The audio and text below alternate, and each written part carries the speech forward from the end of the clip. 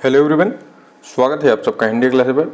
दोस्तों आज है 31 मार्च 2023 और 31 मार्च 2023 को आपको जो है मध्य प्रदेश पटवारी का फर्स्ट शिफ्ट का एग्जाम हो चुका है। तो आइए हम फर्स्ट शिफ्ट में आए हुए प्रश्नों का एनालिसिस करते हैं और देखते हैं कि इन सभी प्रश्नों का सही आंसर क्या होगा, जिसमें आपके GK, static GK, current affair, history यानी इतिहास और विज्ञान, जीव विज्ञान, रसायन विज्ञान, भौतिक विज्ञान और कंप्यूटर और हिंदी के प्रश्न लिए गए हैं। तो आइए हम इन सभी प्रश्नों का सही आंसर देखते हैं। और जितने भी भैया बहन इस वीडियो को देख रहे हैं, आप सबसे रिक्वेस्ट है कि आप लोग कमेंट में ज़रूर बताएं कि क्या हमारे द्वारा कराए गए प्रश्न जो हैं सही हैं या गलत हैं। और यदि कोई भी प्रश्न गलत है तो उसका सही प्रश्न क्या होगा, यदि आपको याद हो तो उसे हमें कमेंट बॉक्स में ज़रूर बताएं, जिससे हम आपको उसका सही आंसर बता सकें। तो चलिए हम प्रश्नों की शुरुआत करते हैं और सभी प्रश्नों को जो है देखते हैं। देखिए आपके एग्जाम में एक प्रश्न आया हुआ था, मध्य प्रदेश का दक्षिणतम जिला कौन सा है। देखिए जिला के बारे में पूछा गया था, दक्षिणतम जिला पूछ रहा है, तो इसका राइट आंसर होगा बुरहानपुर। यानी जिस ऑप्शन में आपको बुरहानपुर दिया गया था वो राइट आंसर हो जाएगा। ठीक है, इस प्रकार हम दूसरा प्रश्न देखते हैं। दूसरा प्रश्न आया हुआ था, मध्य प्रदेश में तिहरा बोटिंग क्लब कहाँ स्थित है। यहाँ पर बोटिंग क्लब पूछा गया है, तो इसका राइट आंसर होगा मध्य प्रदेश के ग्वालियर में स्थित है। ठीक है, जिस ऑप्शन में ग्वालियर दिया गया था वो आंसर आपका राइट आंसर हो जाएगा। यानी मध्य प्रदेश में तिहरा बोटिंग क्लब जो है ये ग्वालियर में स्थित है। अब देखिए आपका तीसरा प्रश्न आया हुआ था, भारत सरकार द्वारा वर्तमान कितने वर्ष में राजकोषीय घाटे का लक्ष्य कितना रखा गया है। यानी भारत सरकार द्वारा वर्तमान में कितने वर्ष में राजकीय घाटे का लक्ष्य कितना रखा गया है, तो आपके ऑप्शन में दिया गया था 6.4। ठीक है, 6.4 जो आपका राइट आंसर हो जाएगा। अब इसी प्रकार देखिए अगला प्रश्न आपका आया हुआ है, कमलापति महल कहाँ स्थित है। कमलापति महल के बारे में पूछा गया था, तो इसका राइट आंसर है कहाँ पर, भोपाल में। कमलापति महल कहाँ पर स्थित है आपका, तो भोपाल में स्थित है। ठीक है, इस प्रकार ये ऑप्शन आपका राइट हो जाएगा। नेक्स्ट प्रश्न देखिए आपका आया हुआ था, सिंहस्थ मेले का आयोजन कहाँ किया जाता है। देखिए मेले के बारे में पूछा गया है, सिंहस्थ मेले का आयोजन, तो इसका राइट आंसर है क्या, उज्जैन में। ठीक है, सिंहस्थ मेले का आयोजन उज्जैन में किया जाता है, जो कि आपका राइट आंसर हो जाएगा। नेक्स्ट प्रश्न आपका आया हुआ था, घाटी गांव कहाँ स्थित है। घाटी के गांव में पूछा गया है, ये सभी जो है जीके और स्टैटिक जीके को प्रश्न है, तो इसका राइट आंसर आपका क्या होगा, ग्वालियर में। ठीक है, घाटी गांव ग्वालियर में स्थित है, ग्वालियर आपका राइट आंसर हो जाएगा। अब देखिए एक प्रश्न है जिसमें दो प्रश्न बताया जा रहा है। कुछ बच्चे कह रहे हैं कि मांडू में छप्पा महल किस शताब्दी में बनाया गया था, और दूसरा प्रश्न बताया जा रहा है मांडू के जहाज महल का निर्माण कब किया गया था। तो देखिए यदि मांडू के छप्पा महल किस शताब्दी में बनाया गया था ऐसा प्रश्न आया है, तो इसका राइट आंसर होगा 16वीं शताब्दी में। कौन सी शताब्दी, 16वीं शताब्दी राइट हो जाएगा। और यदि पूछा जा रहा है कि मांडू के जहाज महल का निर्माण कब किया गया था, तब इसका राइट आंसर होगा 1469 से लेकर 1500 के बीच में। ठीक है, दोनों प्रश्नों को समझिए। यदि मांडू के छप्पा महल किस शताब्दी में बनाया गया था, तो इसका राइट आंसर 16वीं शताब्दी। और यदि 16वीं शताब्दी नहीं दिया गया है तो आपका दिया होगा 10वीं शताब्दी। इसको ध्यान से समझिए, ये 16वीं शताब्दी नहीं दिया तो 10वीं शताब्दी होगा, तो दूसरा आपका 10वीं शताब्दी हो जाएगा।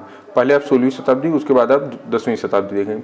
और दूसरा एक प्रश्न दिया, मांडू के जहाज महल का निर्माण कब किया गया था, तब इसका राइट आंसर होगा 1469 से 1500 ईस्वी के बीच में। अब देखिए तीसरा प्रश्न जो है, इनमें से कौन सी 600 मेगावाट की बिजली परियोजना है। इसमें कौन सी ऐसी परियोजना है जो 600 मेगावाट बिजली की परियोजना है। आपके प्रत्येक शिफ्ट में परियोजना जरूर पूछी जाती है। तो देखिए संत सिंगाजी ताप विद्युत गृह, ठीक है, यह परियोजना जो 600 मेगावाट की बिजली परियोजना है। यह ऑप्शन आपका राइट हो जाएगा। नेक्स्ट प्रश्न देखिए आपका अगला आया होता, अपने देश की मुद्रा का मूल्य दूसरों देशों की तुलना में कम करना क्या कहलाता है। ठीक है, अपने देश की मुद्रा दूसरों की तुलना में कम करना, यानी दूसरे देश की मुद्रा का जो मूल्य अधिक होना और अपने देश की मुद्रा कम होना, तो इसको क्या कहते हैं, मुद्रा अवमूल्यन। यानी जिस ऑप्शन में मुद्रा अवमूल्यन दिया गया वो आपका राइट आंसर हो जाएगा। मुद्रा अवमूल्यन का मतलब है कि अपने देश की मुद्रा को किसी दूसरे देश की मुद्रा से कम आंकना, ठीक है, या फिर उसका कम होना। अब देखिए अगला प्रश्न आया था, एक राज्यपाल को एक से अधिक राज्य की जिम्मेदारी किस संविधान संशोधन द्वारा जोड़ी गई। यानी एक राज्यपाल को जो है एक राज्य से अधिक की जिम्मेदारी, यानी उसके ऊपर अतिरिक्त प्रभार दिया जाता है दूसरे राज्य का, तो इसको संविधान में कब जोड़ा गया है संविधान संशोधन में, तो इसका राइट आंसर होगा आपका 7वें संशोधन में सन 1956 के तहत। 7वें संशोधन में 1956 के तहत। शायद आपके प्रश्न जो है प्रश्न सन ही पूछा गया था। यदि सन पूछा गया तो 1956 राइट है, और ये कौन सा संशोधन, तो 7वां संशोधन। ठीक है, 7वें संशोधन में 1956 के तहत। दोनों चीज़ें आप देखिए, जो आपका राइट आंसर होगा वो राइट हो जाएगा। अगला प्रश्न देखिए आपका था, उड़िया भाषा का वर्णन किस अनुसूची में रखा गया है। जो उड़िया भाषा है इसका वर्णन किस अनुसूची में रखा गया है। तो इसका राइट आंसर क्या है, 8वीं अनुसूची में रखा गया है। उड़िया भाषा का वर्णन 8वीं अनुसूची में रखा गया है और 8वीं अनुसूची में टोटल 22 भाषाओं को रखा गया है। कितनी भाषाओं को, 22, ये आप जानते रहें। और देखिए इसका राइट आंसर हो जाएगा 8वीं अनुसूची। नेक्स्ट प्रश्न देखिए आपको दिया गया था, दतिया का किला किस शैली में निर्मित किया गया है। जो दतिया का किला है किस शैली में निर्मित किया गया है, तो इसका राइट आंसर होगा राजपूत मुगल शैली। यानी आपके ऑप्शन में दिया था राजपूत मुगल शैली, वो आपका राइट आंसर हो जाएगा। नेक्स्ट प्रश्न है, स्वास्थ्य से संबंधित कौन सी बीमारी नहीं है। तो इसका ऑप्शन नहीं मिल पाया था, यदि आपको याद है तो आप ऑप्शन हमको जरूर कमेंट में बताएं। जिसको भी पता हो जरूर बताएं, जिससे हम आपका इसका सही आंसर बता सकें। देखिए कुछ ऐसी बीमारियां जो स्वास्थ्य से संबंधित हैं, लेकिन उनको यहाँ पर बताना ठीक नहीं था, इसलिए आप कमेंट बॉक्स में हमको जरूर बताएं। देखिए अगला हिस्ट्री का प्रश्न है, गुप्त काल के सबसे ज़्यादा शिलालेख किससे प्राप्त हुए। गुप्त काल के सबसे ज़्यादा शिलालेख किससे प्राप्त हुए, तो कुमारगुप्त से। टोटल 18 शिलालेख प्राप्त हुए थे कुमारगुप्त के, ठीक है। और यदि टोटल शिलालेख पूछ रहा है कुमारगुप्त के, सिर्फ 18 पूछ रहे हैं, 18 प्राप्त हुए थे कुमारगुप्त से। और यदि पूछ रहा है कि टोटल कितने शिलालेख प्राप्त हुए थे, तो उसका राइट आंसर हो जाएगा 48। अब देखिए अगला प्रश्न है आपका साइंस का, टिन का प्रयोग चिन्ह क्या है। शायद ये भी प्रश्न पूछा गया था, ये टिन का प्रयोग प्रतीक चिन्ह पूछा गया था, जिसका आंसर होगा SN और इसका प्रमाण क्रमांक होता है 50 टिन का। देखिए अगला प्रश्न आपका था केमिस्ट्री से, सोडियम का प्रतीक चिन्ह क्या होता है। और यदि ये प्रश्न पूछा गया था, सोडियम का प्रतीक चिन्ह होता है Na और इसका प्रमाण क्रमांक 11 होता है। तीसरा पूछा गया था, जैविक खाद का प्रयोग किया जाता है, तो इसका राइट आंसर है गोबर तथा राख फास्फेट से। जैविक खाद का कैसे बनाया जाता है, तो गोबर तथा राख फास्फेट से, ठीक है। इनके माध्यम से जैविक खाद का निर्माण किया जाता है। नेक्स्ट में देखिए, एनीमिया रोग किसकी कमी से होता है। एनीमिया रोग आपके प्रश्न पूछा गया था, तो इसका राइट आंसर होगा आयरन की कमी से। एनीमिया रोग आपका आयरन की कमी से होता है। जिस ऑप्शन में आयरन दिया गया था वो राइट आंसर हो जाएगा। नेक्स्ट प्रश्न आपसे पूछा गया था हिंदी से, हरिवंश राय बच्चन की कविता है। हरिवंश राय बच्चन की एक कविता पूछी गई थी। तो देखिए जितनी इनकी इंपॉर्टेंट कविताएं हैं जो आपके परीक्षाओं में बार बार पूछी जाते हैं, तो उनको हम बता देते हैं और इसके माध्यम से आप अपने ऑप्शन में सही देख लेंगे। देखिए हरिवंश राय की कुछ प्रमुख कविताएं, जैसे क्या भूलू का याद करूँ, मोस्ट इंपॉर्टेंट है।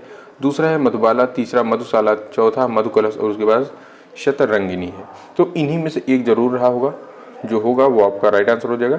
और यदि नहीं है तो आप हमको ऑप्शन बताएं, हम आपको ऑप्शन कमेंट में बताएं, हम आपको जरूर इसका राइट आंसर बताएंगे। और देखिए अगला प्रश्न आपका आता है, इनमें से कौन सी तुलसीदास की रचना है। तो देखिए तुलसीदास की महत्वपूर्ण रचनाएं कौन सी हैं, गीतावली, विनय पत्रिका, कृष्ण गीतावली, बरवे रामायण, दोहावली, कवितावली, ठीक है। तो इन्हीं में से कोई एक आपको दिया हुआ, आप देख लीजिए, उसी के हिसाब का आपका राइट आंसर हो जाएगा। देखिए रचनाएं बहुत पूछी जा रही हैं, आप जरूर रचनाओं को देख कर जाया करिए। और अगला देखिए दिया गया है कि दीर्घ स्वर संधि का उदाहरण है।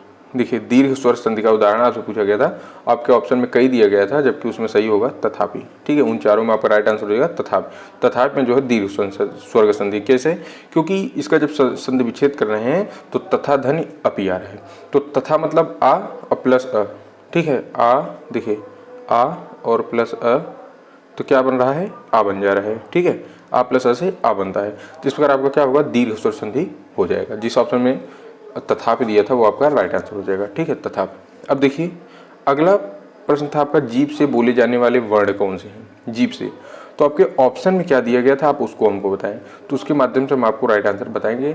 यदि आपको प्रश्न याद हो तो आप हमें कमेंट में जरूर बताएं, उसको ऑप्शन यदि याद हो तो जरूर बताएं, ठीक है। अब हम नेक्स्ट प्रश्न देखते हैं। अगला प्रश्न आपको दिया गया है कि धर्मवीर भारती की रचना कौन सी है। देखिए फिर से एक बार रचना पूछी गई धर्मवीर भारती की। देखिए हम महत्वपूर्ण रचनाओं को बता देते हैं, इनमें से आप देख लीजिए। तो देखिए इनकी कुछ कहानी संग्रह हैं, मुर्दों का गांव, स्वर्ग और पृथ्वी, चाँद और टूटे हुए लाख, चाँद और टूटे हुए लोग, बंद गली के आखिरी मकान, सास की कलम से, समस्त कहानियाँ एक साथ, ठीक। उसके बाद है कुछ काव्य रचनाएं, ठंडा लोहा, सात गीत और सपना अभी भी, करुप्रिया, वर्ष, आद्यंत, देशांतर, ठीक है। ये इतनी इनकी रचनाएं हैं जो कि सन में दी गई हैं, जैसे कि मुर्दों का गांव 1946 में, स्वर्ग और पृथ्वी 1949 में, ठंडा लोहा 1952 में, सपना अभी भी 1993 में, आद्यंत 1999, देशांतर 1960 में। तो इस प्रकार जो आपका हो इसमें दिया है उसके हिसाब से आप ऑप्शन देख लीजिए, जो आपके ऑप्शन में था वो राइट आंसर होगा। अब हम कंप्यूटर के कुछ प्रश्न देखते हैं। देखिए यहाँ पर आपसे पूछा गया था SRAM का फुल फॉर्म क्या है। इसके पहले शिफ्ट में पूछा गया था रैम का फुल फॉर्म, अब पूछा जा रहा है SRAM यानी S रैम का फुल फॉर्म क्या है। तो देखिए S रैम का जो फुल फॉर्म होता है स्टैटिक रैंडम एक्सेस मेमोरी, ठीक है, स्टैटिक रैंडम एक्सेस मेमोरी होता है।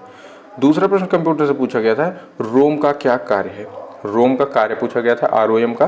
तो और देखिए स्टैटिक रैंडम एक्सेस मेमोरी क्या होगा, STATIC RANDOM EXCES MEMORY, ये है स्टैटिक रैंडम एक्सेस मेमोरी। कभी कभी क्या होता है कि हमारे ऑप्शन में 2 दिए रहता है, बट उनमें से किसी में एक जो है सही चीज़ नहीं लिखता, जैसे स्टैटिक का STATIC की ETIC कर देगा, तो इसको भी थोड़ा ध्यान दिया करिए, जबकि ऐसा इंग्लिश में ही होगा, इसमें नहीं होगा। अब देखिए रोम का कार्य पूछा गया था, रोम का क्या कार्य है। तो देखिए रोम का कार्य है सूचनाओं को अस्थायी यानी परमानेंट रूप से स्टोर करके रखना, यानी कोई भी सूचना हो रोम उसको अस्थायी रूप से परमानेंट यानी हमेशा के लिए रखता है, उसे डिलीट नहीं होने देता है। इसमें जो है आपका कोई भी डेटा सुरक्षित रहता है हमेशा के लिए। अब देखिए तीसरा पूछा गया था प्रश्न, कीबोर्ड कैसा डिवाइस है, यह इनपुट है कि आउटपुट है। शायद यही प्रश्न पूछा गया था कि कीबोर्ड कैसा डिवाइस है। तो देखिए कीबोर्ड जो होता है ये एक इनपुट डिवाइस है, ठीक है। कैसे, देखिए कीबोर्ड एक इनपुट डिवाइस है जो आपको अपने कंप्यूटर में अक्षरों, संख्याओं और प्रतीकों को दर्ज करने की अनुमति देता है। ये अपने अंदर आपको अक्षरों, संख्याओं, प्रतीकों को दर्ज करने की अनुमति देता है। इस प्रकार कंप्यूटर जो है एक इनपुट डिवाइस है। तो दोस्तों इस प्रकार जो है हमको 31 तारीख और पहले शिफ्ट के जितने भी प्रश्न मिल सके थे, हमने सभी प्रश्नों का एनालिसिस करा है। आप लोग में कमेंट बॉक्स में जरूर बताएं कि क्या हमारे द्वारा कराए गए प्रश्न जो है सही हैं या फिर गलत हैं। और जितने भी भैया बहन इस वीडियो को देख रहे हैं, आप सबसे रिक्वेस्ट है कि आप लोग व्हाट्सएप ग्रुप जो कि आपको डिस्क्रिप्शन में, और टेलीग्राम ग्रुप वो भी डिस्क्रिप्शन में दिया गया है लिंक के माध्यम से दोनों पर जुड़ जाएं, जिससे कि आप हमें प्रश्नों को भेज सकें, या फिर आपका किसी भी प्रश्न में कोई डाउट हो तो उस प्रश्न को आप भेज सकते हैं, जिसका आंसर आपको 24 घंटे के अंदर मिलेगा, चाहे आप व्हाट्सएप ग्रुप पर भेजते हैं या फिर टेलीग्राम ग्रुप पर। तो दोस्तों इस प्रकार जो है आज की वीडियो यहाँ पर समाप्त होती हुई, मिलते हैं हम आपको एक नेक्स्ट वीडियो में। तब तक के लिए जय हिंद, जय भारत।